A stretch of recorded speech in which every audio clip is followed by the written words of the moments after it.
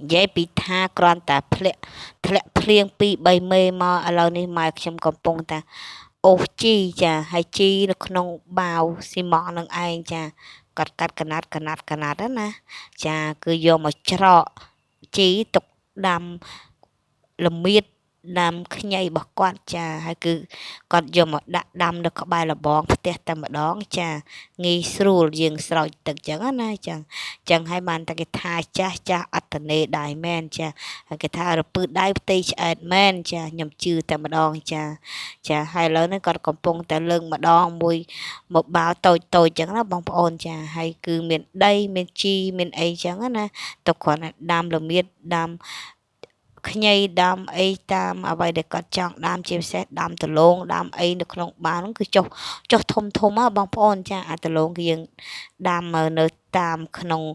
ក្រុងហ្នឹងបងប្អូនចាគឺដុះមកធំយកតែមានទៀនតែម្ដងចាឥឡូវនេះនិយាយពីថាចិត្តដល់ថ្ងៃត្រង់ទៀតហើយឥឡូវខ្ញុំមកដល់ឃើញគាត់កំពុងតែអូសហ្នឹងកំពុងតែលើកកំពុងតែកាប់កាយឈូសឆាយហ្នឹងខ្ញុំក៏មកដល់សួរគាត់ថាថ្ងៃនេះយើងបានម្ហូបអីហូបបាយចឹងណាចាតាមពិតទៅមានដែរក៏ប៉ុន្តែខ្ញុំមិនដឹងថាត្រូវធ្វើមុខម្ហូបអីចឹងណាសំខាន់គឺម៉ែឪខ្ញុំក៏ចង់ហូបអីចឹងទៅចាហើយបើថាធ្វើចំណង់ចំណូលចិត្តរបស់ខ្ញុំគឺ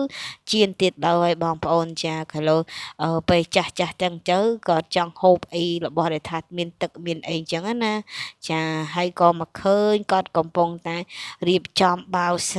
ខ្ជីនឹងទុកដាំបន្លែប្លុកគាត់ចាគឺនៅក្បែរលបងនឹងឯងចាសកម្មភាពមួយចាគឺស្ដែងចេញអំពីការធ្វើរបស់គាត់ចាគ្មានតនេទេចាហើយបន្តិចទៀតប្រហែលជាខ្ទង់3 4 5អីហ្នឹងគឺគាត់កំពុងដើរនឹងបន្តដំណើរការឲ្យចំណីមន់របស់គាត់ទៀតហើយចាឥឡូវនេះគាត់ទៅអូសម្ដងបន្តិចចាឥឡូវស្អីគេប្រហែលជាចូលភ្នែកគាត់ហើយបងប្អូនទាំងគ្នាឃើញលើកអោសជូតចឹងណាចាហើយឥឡូវនេះគាត់ដើរនេះគឺដើរមករកចបកាប់ចាបងប្អូនទាំងគ្នាចាដោយសារចបរបស់យើងបានទុកនៅកន្លែងចកាក្រូចចាកន្លែងព្រៃក្រូចឆ្មាណាឥឡូវហ្នឹងគាត់ទៅយកឈូសឆាយដីកន្លែង